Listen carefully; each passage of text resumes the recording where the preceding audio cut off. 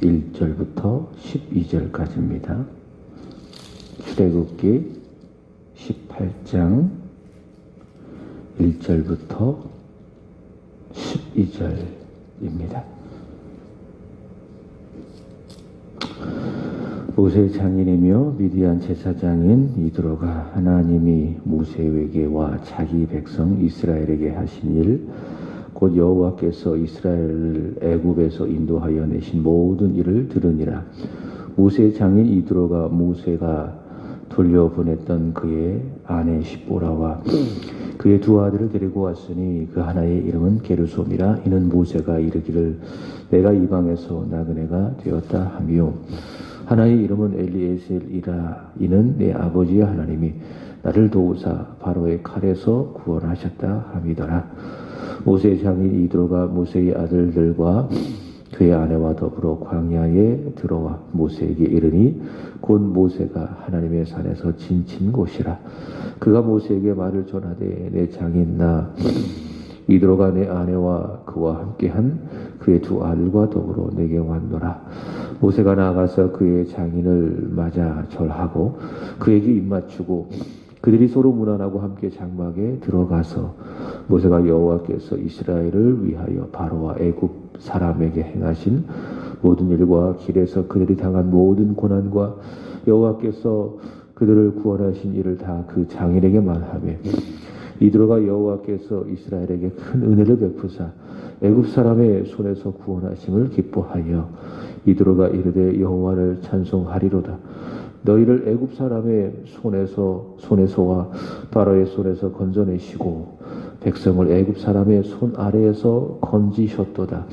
이제 내가 알았도다. 여호와는 모든 신보다 크심으로 이스라엘에게 교만하게 행하는 그들을 이기셨도다 하고 모세의 장인 이드로가 번제물과 희생 제물들을 하나님께 가져오매 아론과 이스라엘 모든 장로가 와서 모세의 장인과 함께 하나님 앞에서 떡을 먹으니라.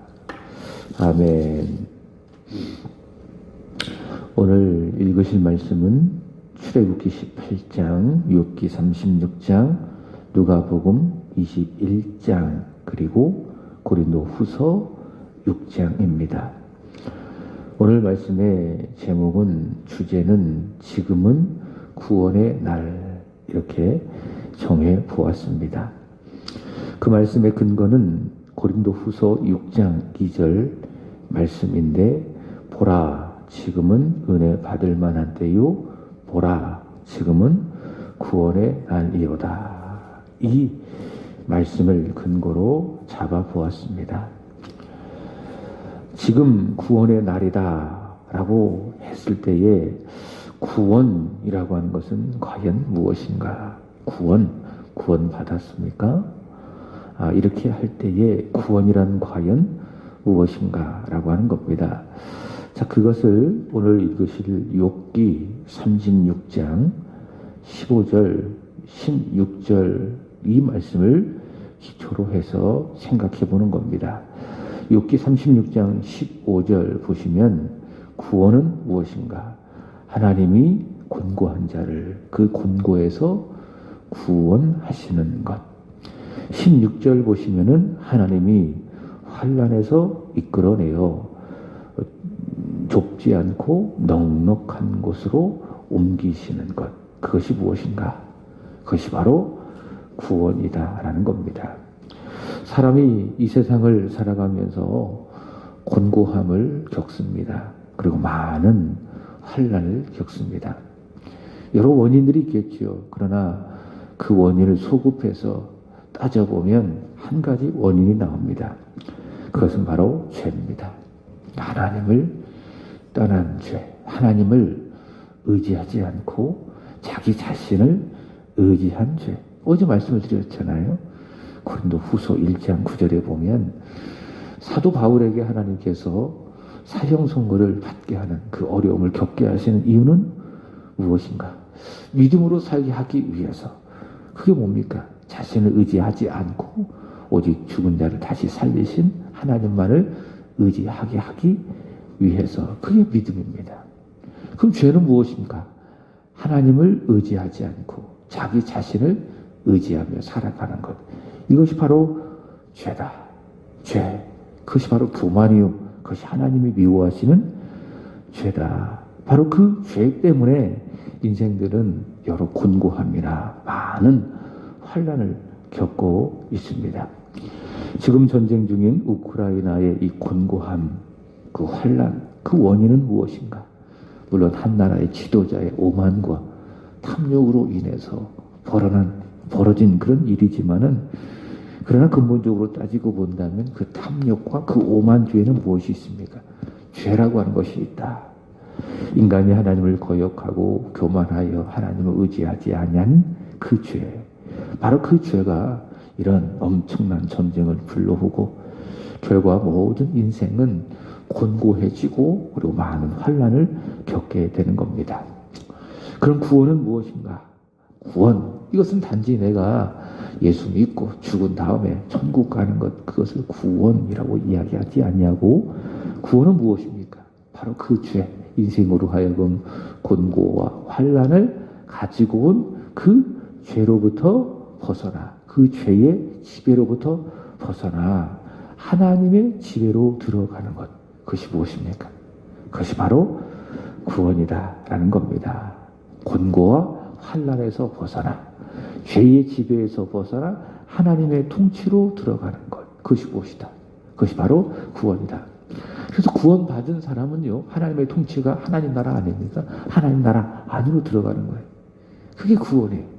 너희가 물과 성령으로 거듭나지 아니하면 하나님 나라에 들어갈 수 없다. 성령으로 거듭나지 않는다면 죄에서 벗어나, 죄의 통치에서 벗어나 하나님의 통치로 들어갈 수가 없다. 하나님 나라로 들어갈 수가 없다. 구원받은 사람은 죄의 지배에서 벗어나는 거예요. 그래서 죄를 분별하고 죄와 싸우고 죄를 지었을 때에 그 죄에 대해 하나님 앞에 회개하게 되어주고, 이게 무엇인가? 우리가 이 세상을 살아가면서 구원받았다, 죄의 통치로부터 벗어났다, 하나님의 통치 아래 있다라고 하는 그 증거입니다. 구원은 무엇이냐? 곤고함과 환난에서 벗어나 하나님의 통치로 들어가는 것, 그것이 바로 구원이다. 그리고요, 그 구원은요, 인간이 이룰 수 없습니다. 인간 스스로 받을 수가 없습니다. 구원에 있어서 인간은 전적으로 무능합니다. 종교개혁자 칼빈은 이것을 전적 무능력, 그렇게 이야기합니다. 그러니까 구원에 있어서 인간은 철저하게 무능하다라고 하는 것이죠. 요즘 이 시대를 보면 인간의 능력이 참 뛰어나다라는 것을 볼 수가 있습니다. 요즘 4차 산업혁명 시대에 대표적으로 인공지능이라는 것이 있지 않습니까? 기계가 생각을 해주고 정보를 주는 겁니다. 그러니까 인간이 복잡하게 머리 아프게 생각할 필요가 없어요. 기계가 다 생각을 해주고 그 정보를 인간에게 주는 겁니다. 어떻게 보면 참 놀라운 일들이죠. 우리가 가지고 있는 이 스마트폰에도 그런 기능이 있지 않습니까? 그래서 뭐 지금 몇 시인지 알려줘. 그럼 지금은 몇 시입니다. 이게 딱 정확하게 그 시간을 알려주고, 음식 만들 때도 김치찌개 어떻게 해야 돼? 어떻게 해야 됩니다. 막 정확하게 알려주잖아요. 그리고 식당에도 이 로봇이 직접 서빙을 합니다. 그러니까 직원이 필요 없어요. 인공지능을 가진 그런 어떤 기계들이, 어떤 시스템들이 사람의 삶을 아주 편리하게 그렇게 만들어가고 있습니다. 그만큼 인간의 능력이 뛰어나다라고 하는 거예요. 그죠? 근데 구원에 있어서는 철저하게 무능합니다. 인간의 능력이 전적 무능력. 그래서 사람은 스스로의 힘으로 구원을 받을 수 있다 없다? 없다라고 하는 거예요. 구원은 누가 하시는 겁니까? 하나님이 하시는 겁니다. 100% 하나님이 하시는 겁니다. 그래서 욥기 36장 가보시면 엘리후는 분명히 이야기합니다. 하나님이 구원하신다. 하나님이 곤고에서 구원하신다. 하나님이 환난에서 이끌어내어 넉넉한 곳으로 옮기신다. 구원은 누가 하신다고요? 하나님이 하시는 거예요. 사람이 하는 일이 아닙니다. 구원에 있어서 사람은 전적으로 무능하다. 계속 읽고 있는 우리 출애굽기 이 말씀을 보면 구원이 무엇인지를 보여줍니다. 과거 이스라엘의 역사 속에서 이 출애굽이라고 하는 것이 있었죠. 그것은 역사적 사건이지만은 더 큰 그림으로 보면 하나님이 이루시는 구원을 보여주는 게 출애굽이에요. 출애굽. 그러니까 국사책에, 역사책에 있는 한 역사적인 사건이 아니라 이 성경이 이 출애굽을 기록한 이유는, 우리가 이 출애굽을 읽으면서 은혜 받는 이유는 이 출애굽을 통해서 하나님이 무엇을 보여주는 거예요? 우리를 구원하신 하나님의 구원의 역사를 출애굽을 통해서 보는 겁니다. 아, 내가 받은 구원이 바로 이런 구원이로구나 라고 하는 이 복음을 아주 오래전에 하나님께서 모세를 통해서 이루신 이 출애굽을 통해서 보는 거죠. 그러니까 출애굽을 보면서 무엇 받아? 은혜 받는 거예요. 왜? 내 구원을 확인할 수가 있으니까. 과거 이야기가 아니에요. 오늘 내가 받은 구원의 역사와 구원의 내용과 구원의 본질을 우리는 이 출애굽의 역사를 통해서 알 수가 있다. 그래서 읽으면서 우리는 마음의 은혜를 받는다라고 하는 것입니다. 욥기 말씀처럼 하나님께서 인생을 권고해서 구원하시고 환난에서 이끌어내어서 좁지 않고 넉넉한 곳으로 옮기신 것, 이것이 바로 하나님의 구원인데, 이 구원을 하나님께서는 모세를 통해서 이루신 출애굽을 통해서 보여주신 거예요. 그리고 말씀드린 것처럼 출애굽의 역사는 누가 하신 것입니까? 하나님이 다 하신 겁니다.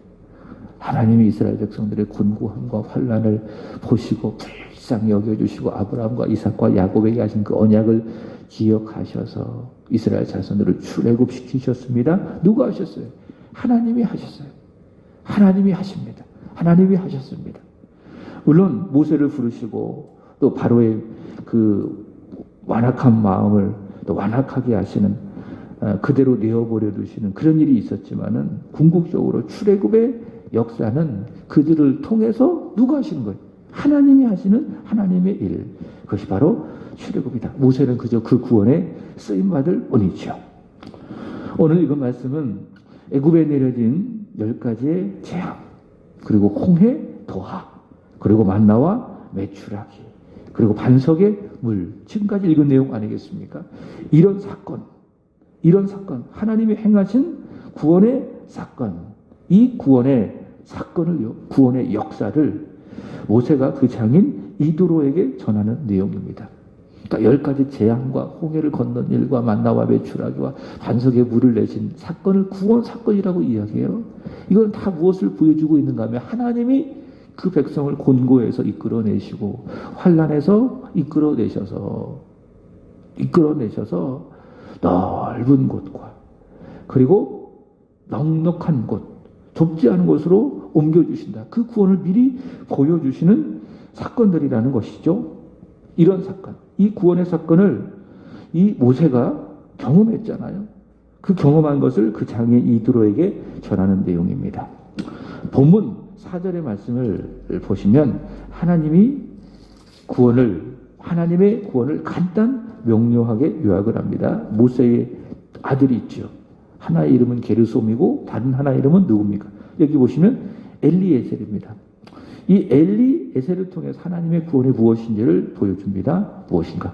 내 아버지의 하나님이 나를 도우사 바로의 칼에서 구원하셨다 합니다. 자, 이 말씀 좀 구원을 잘 주목해 보세요. 구원이 뭐라고 이야기했죠? 욥기에 의한다면 하나님이 곤고에서 이끌어내시고 하나님이 환난에서 이끌어내셔서 좁지 않고 넉넉한 곳으로 옮기신 것, 그것이 바로 하나님의 구원이다. 바로 그 구원을 엘리에셀이라고 하는 이름을 통해서 말하고 있습니다. 구원은 무엇인가? 하나님이 나를 도우사 바로의 칼에서 곤고와 환난에서 이끌어내시는 것, 구원하시는 것, 그것이 바로 구원이다. 바로 그 구원을 모세는 전합니다. 구체적인 내용 8절 보시면은 여호와께서 이스라엘을 위하여 바로와 애굽 사람에게 행하신 모든 일과 애굽에 내려진 10가지 재앙이죠. 그리고 홍해를 수장시킨 사건이죠. 여호와께서 그들을 구원하신 일, 그 재앙 중에 이스라엘 자손들에게 재앙이 미치지 아니하게 하시고 그들을 구별하셔서 재앙 중에도 그들을 구원하신 그 일, 홍해를 건널 때에도 애굽 사람들은 그 홍해에 수장시켜 주시고 그러나 이스라엘 자손들은 마른 땅 걷게 하신 그 일을 어떻게 했다? 모세는 그 장인에게 다 말했다. 모세는 하나님이 이루신 그 구원, 곤고함으로부터 구원하시고 환난에서 이끌어내어 넓은 곳으로, 넉넉한 곳으로 옮겨주신 그 구원을 전했다. 그러자 이드로는 그 복음을, 그 구원의 역사를 듣고 8절 보시면은 어떻게 했습니까? 8절 보시면 이드로가 여호와께서 이스라엘에게 큰 은혜를 베푸사 애굽 사람의 손에서 구원하심을 뭐했고요? 기뻐했고요. 그래서 여러분 말씀을 듣잖아요. 말씀이 뭐예요? 하나님의 구원의 역사예요. 성경 말씀이 바로 그거예요. 처음부터 끝까지 하나님의 구원을 말해요. 그게 성경 말씀이에요. 하나님이 인생들을 사랑하셔서 곤고함으로부터 구원하시고 모든 환난에서 이끌어내어 좁지 않은 곳, 넉넉한 곳으로 이끌어 가신다. 옮겨주신다. 그게 구원입니다. 그 구원의 역사, 이것은 복음이라고 이야기하죠. 다른 말로. 그래서 복음을 들으면, 하나님의 구원의 역사를 들으면 어때요? 마음이 기쁜 거예요. 그렇지 않아요? 좋은 소식. 하나님이 나를 사랑하신다. 그래서 나를 구원하셨다라고 하는 이야기를 들으면 거기에 인상 찌푸릴 사람이 누가 있어요? 행복한 소식인데, 기쁜 소식인데, 그죠? 나를 막 찡그리게 하고, 나를 슬프게 하고, 나를 아프게 하는 그런 말이 아니라 내 영혼을 구원하셨다. 하나님이 그 곤고에서 구원하시고 환난에서 나를 이끌어내셨다라고 하는 구원의 역사를 들으면 어때요? 기쁜 거예요. 그 복음을 들으면, 말씀을 들으면 무엇이 내 안에 찾아옵니까? 말씀이 내 안에 찾아오는 거예요. 그럼 말씀은 기쁨이에요. 복음은 기쁨이에요. 그 말씀을 자꾸 들어야 돼요. 그럼 우리 안에 슬픈 마음이 사라지고 어제 말씀드렸던 것처럼 치유되는 거예요. 예수 그리스도의 치유를 경험하게 되는 겁니다. 언제요? 복음의 말씀을 들으면. 이드로가 그렇지 않습니까? 이드로가 여호와께서 이스라엘에게 큰 은혜를 베푸셔서 애굽 사람의 손에서 뭐하심? 구원하심을 들었을 때의 그 반응이 무엇입니까? 기뻐했다라고 하는 것이죠. 슬픈 마음 다 사라지고 아픈 마음 다 사라지고 하나님의 말씀을 들으면, 구원의 역사를 들으면 하나님께서 그 마음에 기쁨의 감정을 채워주신다. 그래서 여러분 말씀을 많이 들으십시오. 말씀을 듣는 일에 힘을 다하시기를 바랍니다. 성경 말씀도 열심히 읽으세요. 그냥 건성 읽지 말고 온 힘을 다해서 말씀을 접하는 거예요. 막 눈이 뚫어지도록 성경을 보고 집중해서 보고, 그럼 그 말씀 속에 하나님의 은혜 주신 거예요. 그 말씀을 들으면 마음의 슬픔도 사라지고 괴로움도 사라지고 무엇이 찾아온다? 기쁨이 찾아온다. 하나님이 주시는 그런 기쁨이 있다. 이드로가 바로 그 기쁨을 경험한 거죠. 11절 보시면은 이드로가 이르되 여호와를 찬송하려더라. 그러니까 기뻐하니까는 뭐예요? 찬송하는 거죠. 그리고 말하기를 너희를 애굽 사람의 손에서와 바로의 손에서 건져내시고 백성을 애굽 사람의 손에서 건져내셨도다. 구원을 정확하게 이야기하고 있지 않아요? 이스라엘 자손들을 어디에서? 애굽 사람의 손에서. 얼마나 이스라엘 자손들이 곤고합니까? 애굽 사람의 손에서. 바로의 손에서 얼마나 많은 환난을 겪었습니까? 그 곤고함에서, 그 환난에서 하나님께서 건져주시는 것, 이것이 무엇이에요? 이것이 바로 구원이다. 이 구원, 이 하나님의 구원을 듣고 고백하는 겁니다. 11절 보시면은 이제 내가 알았도다. 이제는 내가 믿는다, 그 말입니다. 하나님은 어떤 하나님? 모든 신보다 크신 하나님. 이스라엘에게 교만하게 행하시는 그들을 이기신 참으로 크신 하나님, 오직 여호와 하나님만이 참 하나님이시고 크신 하나님을 고백하고 있습니다. 자, 이렇게 모세가 이들에게 전한 출애굽의 구원, 하나님의 구원, 그것은 무엇인가? 바로 하나님께서 곤고한 자들, 그 곤고한 자에서 구원하시고 환난에서 이끌어내어 하나님의 지배 아래, 하나님의 백성이 되어 하나님의 통치 아래 들어가게 하시는데, 그 구원을 하나님이 하시는 겁니다. 그리고 그 구원을 이제 하나님께서 역사 속에서 구체적으로 실행하시기 위해서요, 출애굽을 통해서, 욥기를 통해서 하나님께서 말씀하시는 그 구원을 우리에게 구체적으로 행하시기 위해서 오신 분이 누구예요? 바로 우리가 계속해서 누가복음을 통해서 읽고 있는 예수님이에요.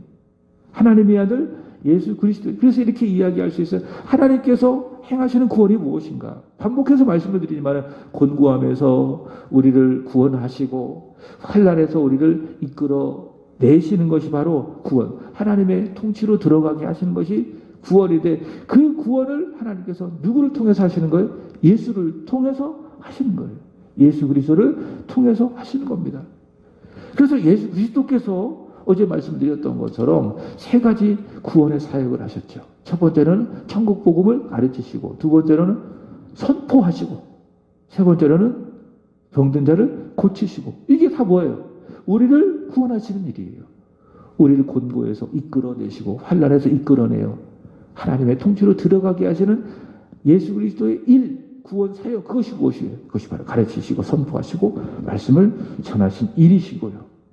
그리고 그 구원을 예수님 고난과 십자가를 통해서 부활의 역사를 통해서 완성하시는 겁니다. 그리고 사도 바울은 하나님이 예수님을 통해서 이루시고 완성하신 그 구원을 전하는 사도가 된 것이죠. 바울은 이렇게 전합니다. 고린도후서 6장 2절에 보시면 보라 지금은 은혜 받을 만한 때요. 보라 지금은 구원의 날이로다. 무슨 말씀입니까?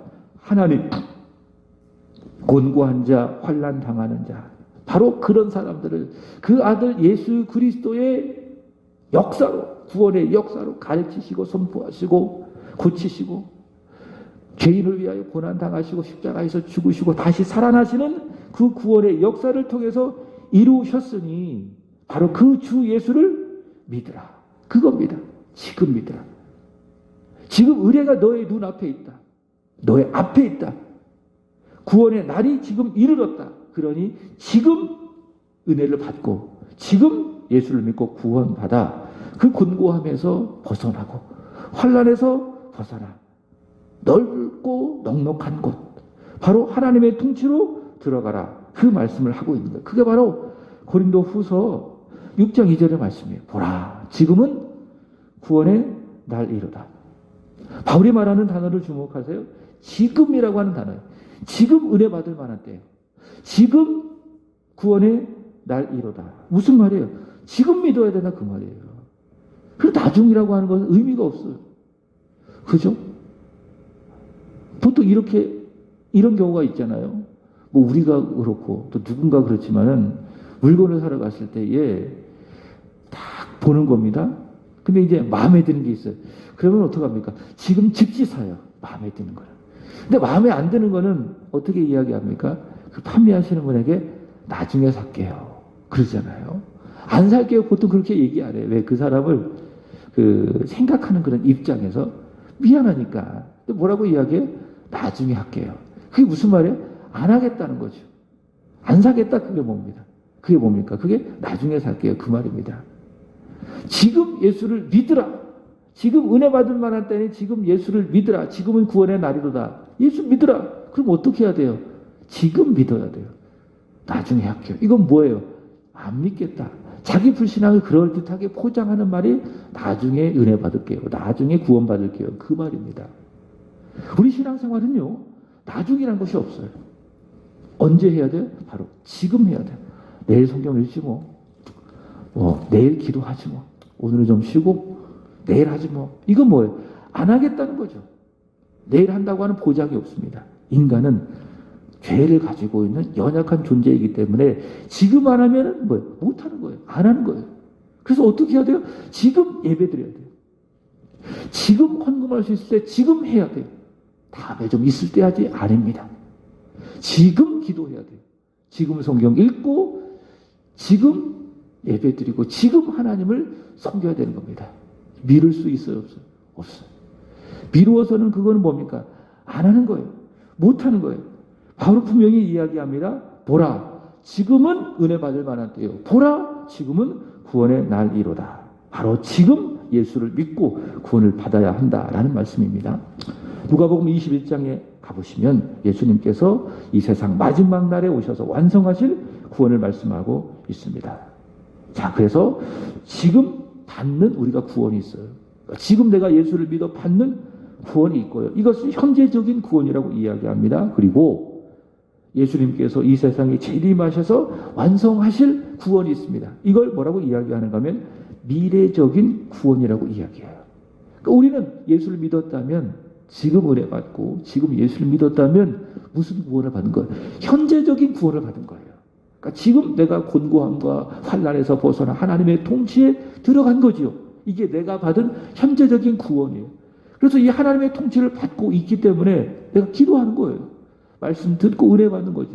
예배를 통해서 하나님께 영광 올려드리는 것입니다. 이게 내가 받은 현재적인 구원의 증거인데, 그러나 동시에 미래적인 구원이 있습니다. 이 미래적인 구원은 언제 이루어지는가? 바로 예수께서 이 세상에 재림하실 바로 그때에. 근데 미래적인 구원이 이루기 전에 징조가 있습니다. 누가복음 21장 10절 11절 말씀을 보시면 민족과 민족이 대적하는 거죠. 곳곳에 지진이 있고 기근이 있고 전염병이 있고, 요즘 일어난 일들을 보세요. 그죠? 참 진짜 그래요. 시대가 분별이 되죠. 막 전쟁을 통해서 엄청나지 않습니까? 우크라이나 전쟁을 통해서 러시아가 쏟아부은 돈이 650조 정도 된대요. 지금 10여일 정도 넘었는데 650조는 어느 정도 돈인가 하면은 우리나라 1년 예산이 500조예요. 근데 650조가 훌쩍 넘었어요.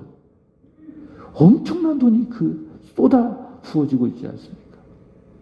그 전쟁에. 그래서 누가 그러더라고요. 만약 이 전쟁이 끝나면 러시아는 굉장히 큰 전쟁에 타격을 입고 후진국으로 전락할 수도 있다. 전문가들은 그렇게 예측을 하기도 한답니다. 곳곳에 전쟁이 일어나고 있죠. 우리나라로 보시기 바랍니다. 막 산불이 나가지고 대한민국 경북 울진에서, 저기 강릉에서 엄청난 곳에 전쟁과 같은 그런 화재가 일어나서 사람들이 삶의 터전을 잃어버리지 않습니까? 전염병이 급속하게 확산하게 되어지고 난리가 아니잖아요. 여기저기 환난과 여기저기 난리가 일어나잖아요. 이게 뭐예요? 징조예요. 무슨 징조입니까? 주님 다시 오실 징조. 주님 오실 날이 얼마 남지 않았구나. 그래서 그때가 딱 되잖아요. 이런 징조를 보고 주님 오실 날이 얼마 남지 않았구나라는 것을 분별을 하는 겁니다. 그리고 그때 이 징조가 다 하면 하나님이 떠나신 하나님의 카이로스, 바로 그때에 예수님 누가복음 21장 27절에 보시면은 인자 구름 타시고 능력과 큰 영광으로 오십니다. 이것이 무엇인가? 속량입니다. 28절 누가복음 21장 28절 속량, 이것이 무엇입니까? 구원이에요. 그때는 완전히 우리가 곤고에서 벗어나고 환난에서 벗어나 하나님의 완벽한 통치로 들어가게 되는 것이죠. 자, 오늘 말씀을 정리하면서 누가복음 22장 36절을 보는 거예요. 구원받은 우리, 미래에 이루어질 구원을 소망하고, 그죠? 현재 구원받은 우리, 미래적 구원을 소망하고 기대하고 어떻게 합니까? 예수 그리스도께서 이렇게 말씀하셨습니다. 이러므로 오늘 구원을 받은 우리, 미래의 구원을 소망하고, 이러므로 너희는 장차 올 이 모든 일을 능히 피하고, 그 다음에 인자 앞에 서도록, 예수 앞에 서도록 뭐하며? 첫 번째, 항상 뭐하며? 기도하며. 기도 열심히 해라. 내 힘으로 사는 것이 아니라 나는 하나님의 힘으로 삽니다.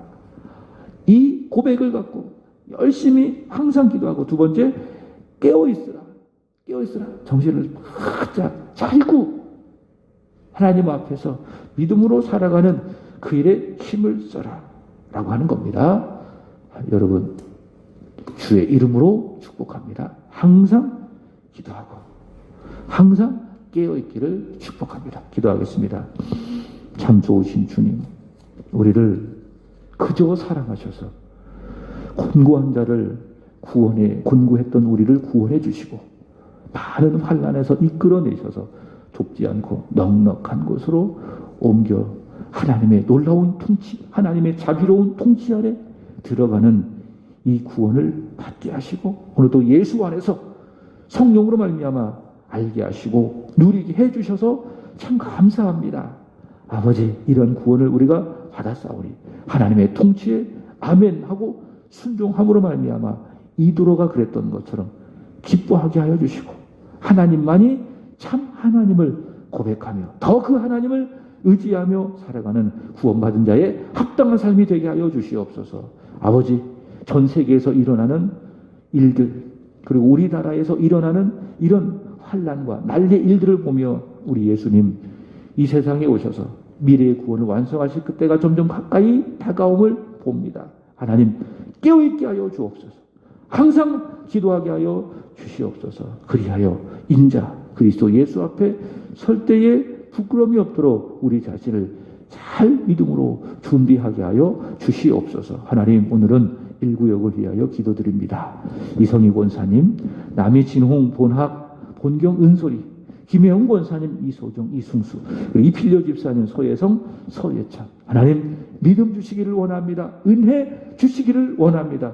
저를 하나님 앞에 구원받은 자임을 하나님의 말씀을 통해서 확신하게 하여 주시고 구원받은 자답게 오늘 하루도 기쁘게 주 영광 위에서 살아가기를 간절히 원하며, 아버지, 주 예수님 이 세상에 다시 오실 바로 그때에 주님 앞에 부끄러움 없이 서도록 항상 깨어 기도하게 하여 주옵소서. 항상 기도하게 하여 주시고 쉬지 말고 기도하게 하여 주시고 기뻐하게 하시고 범사에 감사하며 살아가는 일구역의 지체들이 되게 하여 주시옵소서.